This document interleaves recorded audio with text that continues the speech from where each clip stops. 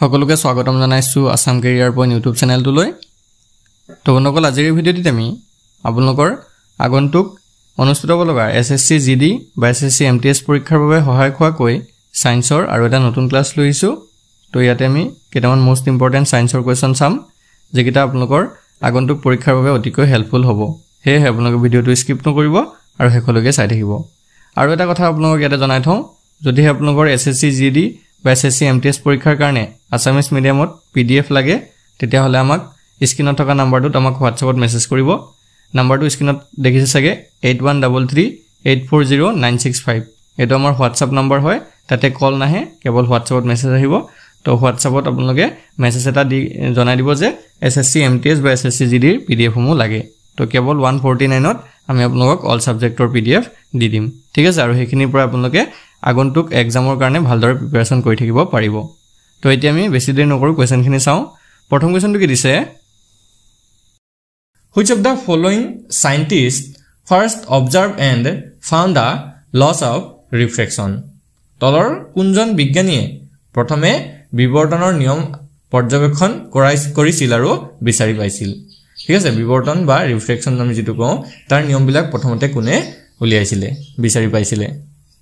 অপশ্যনসমূহ ভালকৈ চাই ল'ব, মেক্সৱেল নে ফেৰাডে নে স্নেল নে হাইজেন। তো বন্ধুসকল ইয়াৰ ৰাইট এনচাৰটো হৈছে অপশ্যন চি, স্নেল। ঠিক আছে, দাস গণিতজ্ঞ উইলব্ৰড স্নেলে 1621তেই, ঠিক আছে 1621 চনতেই এই বিৱৰ্তনৰ নিয়মবোৰ আৱিষ্কাৰ কৰিছিল, যাক স্নেলৰ নিয়ম বুলিও কোৱা হয়। তো চনটো ইম্পৰ্টেণ্ট হয় আৰু সাইণ্টিষ্টজন ইম্পৰ্টেণ্ট হয়, নামটো মনত ৰাখি থ'ব। Next question, The rear view mirror used in a motor vehicle is, তো মটৰ গাড়ীবিলাকত ব্যৱহাৰ কৰা ৰিয়াৰ ভিউ মিৰৰ যিটো থাকে অৰ্থাৎ পিছলৈ চোৱা যিটো দাপোন থাকে, সেই দাপোনটো কিহৰ থাকে, মানে কি দাপোন হয়? এইটো অৱতল দাপোন থাকে নে উত্তল থাকে নে সমতল থাকে নে কোনোটোৱেই নহয়? তো বন্ধুসকল ইয়াৰে শুদ্ধ উত্তৰটো যাব অপশ্যন বি, কনভেক্স। ঠিক আছে, সেই দাপোনখন উত্তল দাপোন ব্যৱহাৰ কৰা হয়, কাৰণ ৰিয়াৰ ভিউ যিটো থাকে ন, সেই ৰিয়াৰ ভিউটো সম্পূৰ্ণকৈ দেখিবৰ কাৰণে গোটেই ডাঙৰ এৰিয়াটোক সৰুকৈ সেই দাপোনখনত দেখুওৱা হয়, উত্তল দাপোনত দেখুওৱা হয়। চ' তাতে কনকেভ মিৰৰ বা উত্তল দাপোন ব্যৱহাৰ কৰে। নেক্সট কুৱেশ্যনটো হৈছে, if there were no' atmosphere what would be the colour of the sky? কি কৈছে, যদি বায়ুমণ্ডল নাথাকিলেহেঁতেন তেন্তে আকাশৰ ৰং কি হ'লহেঁতেন? এতিয়া বায়ুমণ্ডল থকাৰ কাৰণে আমি আকাশৰ ৰং নীলা বা কেতিয়াবা বগা দেখা পাওঁ। চ' বায়ুমণ্ডল যদি নাথাকিলেহেঁতেন তেতিয়া আমি কেনেকুৱা ৰঙৰ দেখা পালোঁ হয়? ক'লা নে নীলা নে ৰঙা নে হালধীয়া? তো ইয়াৰ ৰাইট এনচাৰটো অপশ্যন এ, ব্লেক। ঠিক আছে, আমি ক'লা দেখা পালোঁ হয়। Next question, the colour of the sky is blue because of, আকাশৰ ৰং নীলা হোৱাৰ কাৰণ কি হয়? আকাশৰ ৰং যে আমি নীলা দেখা পাওঁ তাৰ কাৰণটো কি হয়? তো অপশ্যনকেইটা পঢ়ি চাব। অপশ্যন এ দিছে নীলা ৰং উৎপন্ন কৰা বিভিন্ন পোহৰৰ সংমিশ্ৰণৰ বাবে দেখা পাওঁ। অপশ্যন বি দিছে ধূলিৰ কণিকাৰ দ্বাৰা পোহৰ বিকিৰণ কৰাৰ বাবে দেখা পাওঁ। অপশ্যন চি দি আছে ওপৰৰ এ আৰু বি দুইটা, আৰু ডি দি আছে এটাও নহয়। তো বন্ধুসকল ইয়াৰ শুদ্ধ উত্তৰটো যাব option B, scattering of light by dust particles, অৰ্থাৎ ধূলিৰ কণিকাৰ দ্বাৰা পোহৰ বিকিৰণ কৰাৰ বাবেই আমি আকাশৰ ৰং নীলা দেখা পাওঁ। নেক্সট কুৱেশ্যনটো হৈছে, what will be the colour of the red rose when it is চিন থ্ৰু গ্ৰীণ গ্লাছ? সেউজীয়া কাছৰ মাজেৰে দেখা গ'লে ৰঙা গোলাপৰ ৰং কি হ'ব? আমি যদি গ্ৰীণ গ্লাছ বা সেউজীয়া গ্লাছ এটাৰ মাজেৰে ৰঙা গোলাপ ফুল এটাক চাওঁ, ঠিক আছে, তেতিয়া আমি সেই ৰঙা গোলাপ ফুলৰ ৰংটো কেনেকুৱা ৰঙৰ দেখা পাম?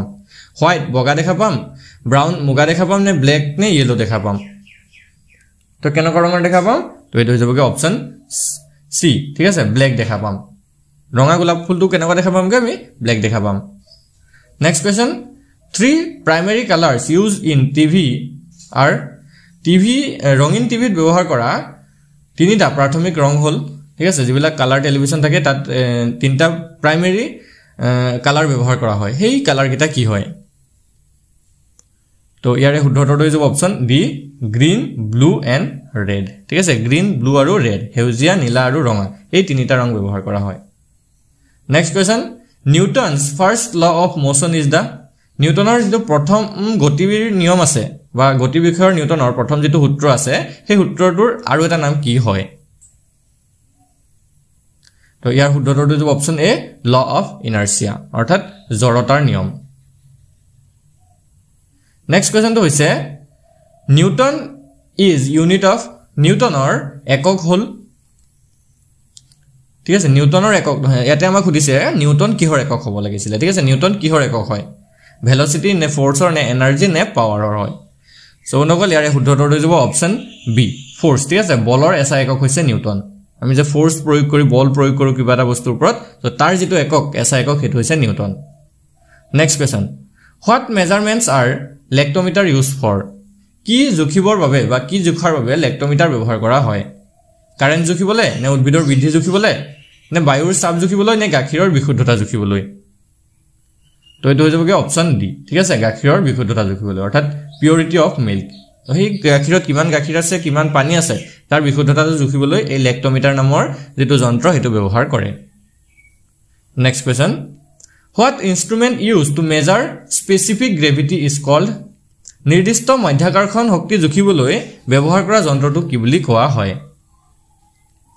কি বুলি কোৱা হ'ব ঠিক আছে ইয়াৰ ভিতৰতে কোনটো অপচন শুদ্ধ হ'ব সি টো শুদ্ধ হ'ব হাইড্ৰোমিটাৰ ঠিক আছে হাইড্ৰোমিটাৰৰ সহায়ত স্পেসিফিক গ্ৰেভিটি অৰ্থাৎ মধ্যাকৰ্ষণিক শক্তি জুখিবলৈ জুখা হয় next question what is the heating element use in an electric iron made of বৈদ্যুতিক যি লোহা থাকে আমি যে বৈদ্যুতিক লোহা ব্যৱহাৰ কৰো যেটো উত্তাপ প্ৰয়োগ কৰিবলৈ হেতু উত্তাপন যেটো মৌল থাকে হেতু কিহেৰে তৈয়াৰ কৰা হয় ঠিক আছে বৈদ্যুতিক লোহা যিবিলাক হিটিং আইৰন থাকে পানী গৰম কৰিবলৈ ব্যৱহাৰ কৰা হয় বা ধৰক হিটাৰত যিবিলাক ব্যৱহাৰ কৰা হয় সো এইবিলাক কিহেৰে বনোৱা হয় তো এটো হৈ যাবগে অপচন সি নিক্ৰম ঠিক আছে নিক্ৰম নামৰ এবিধ পদাৰ্থৰ হয় এখিনি বনোৱা হয় next question an inverter is an instrument that inverter হৈছে এটা যন্ত্ৰ যিয়ে কি কৰে যে ইনভাৰ্টাৰটোৱে কি কৰে আসলতে কনভাৰ্টস এসি টু ডিসি মানে এসি ক ডিসি লৈ ৰূপান্তৰ কৰে নে ডিসি ক এসি লৈ ৰূপান্তৰ কৰে নে ডিসি নিয়ন্ত্ৰণ কৰে নে ভোল্টেজ স্থিৰ কৰে সো কি কৰে ইনভাৰ্টাৰটোৱে আমাৰ কি কৰে এটো হ'বগে অপচন বি ঠিক আছে কনভাৰ্ট ডিসি টু এসি অৰ্থাৎ ডাইৰেক্ট কাৰেন্টক অল্টাৰনেট কাৰেন্টলৈ ৰূপান্তৰ কৰে next question a periscope is a device that periscope হৈছে এটা যন্ত্ৰ যিয়ে অৰ্থাৎ পেৰিস্কোপ কি হয় কেনেকুৱা ধৰণৰ যন্ত্ৰ হয় বা কিহৰ কাৰণে ইউজ কৰা হয় তো এটো হ'বগে option A helps to observe object on the আদাৰ সাইড অফ এন অবস্টেকল অৰ্থাৎ বাধাৰ হিতু পাৰে থকা বস্তুবোৰ নিৰীক্ষণ কৰাত সহায় কৰে কোনো এটা বস্তুৰ হিপাৰে কি আছে তাৰ নিৰীক্ষণ কৰিবলৈ পেৰিস্কোপ ব্যৱহাৰ কৰা হয় next question which of the following is not connected with electricity তলৰ কোনটো বৈদ্যুতৰ সৈতে সংযুক্ত নহয় তলৰ কোনটো বৈদ্যুতৰ সৈতে জড়িত নহয় আমাক সুধিছে তো অপচন কেইটা পঢ়ি চাব ইয়াৰে শুদ্ধটো option C British thermal unit British তাপীয় একক এটো বিদ্যুতৰ সৈতে জড়িত নহয় next question find out the non magnetic substance from the following তলৰ পৰা অচুম্বকীয় পদাৰ্থটো বিচাৰি উলিয়াওক অচুম্বকীয় পদাৰ্থ কোনটো হ'ব আমাক সুধিছে তো ইয়াৰ ৰাইট আনসাৰটো অপচন ডি ব্ৰাছ অৰ্থাৎ পিতল ঠিক আছে এই পিতলটো চুম্বকৰ লগত মানে সম্পৰ্ক নাই বাকি আমাৰ চুম্বকে যে আকৰ্ষণ কৰে তেতিয়া হে কোমল লোহাক আকৰ্ষণ কৰিব ষ্টিলক আকৰ্ষণ কৰিব নিকেলক আকৰ্ষণ কৰিব কিন্তু পিতলক চুম্বকে আকৰ্ষণ নকৰে মানে নেক্সট কোৱেশ্চনটো চাক কি দিছে sound of a thunder is heard after the lightning is seen because বজ্ৰপাতৰ শব্দ শুনা যায় বিজুলী দেখাৰ পিছত ইয়াৰ কাৰণটো কি হয় ঠিক আছে আমি যে দেখো যেতিয়া বিজুলী ঢেৰেকণি মাৰে তো আগতে কি হয় বিজুলীটো আহে তাৰ পিছতে আমাৰ শব্দটো শুনা যায় সো তাৰ কাৰণটো কি হয় তো ইয়াৰে ভিতৰত অপচন বি টো হ'ব শুদ্ধ উত্তৰ অপচন বি টো তললৈ গুচি গল তো এটো চাব সাউন্ড ট্ৰেভেলস স্লোৱাৰ দেন লাইট অৰ্থাৎ শব্দই পোহৰতকৈ লেহেমিয়া গতি কৰে পোহৰে বেছি স্পিডত গতি কৰে কাৰণে পোহৰটো আগত আহি পৃথিৱীত পৰেহি বা আমাৰ চকুত পৰেহি আৰু তাৰ পিছতে শব্দই আহি আমাৰ কাণত সোমায় সো তাৰ ৰিজনটো হৈছে এটো next question what unit is used to measure the intensity of sound শব্দৰ তীব্ৰতা জুখিবলৈ কি একক ব্যৱহাৰ কৰা হয়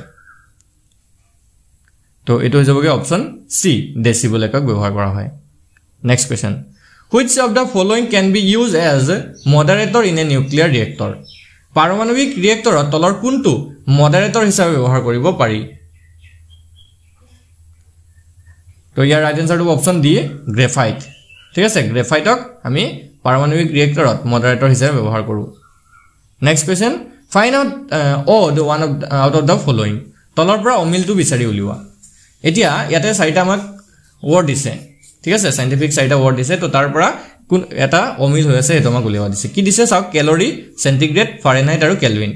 তো ইয়াতে আমি সেন্টিগ্ৰেড ফাৰেনহাইট আৰু কেলভিন এই তিনিটা কি হয় এই তিনিটা হৈছে টেম্পাৰেচাৰ জোখাৰ একক বেলেগ বেলেগ একক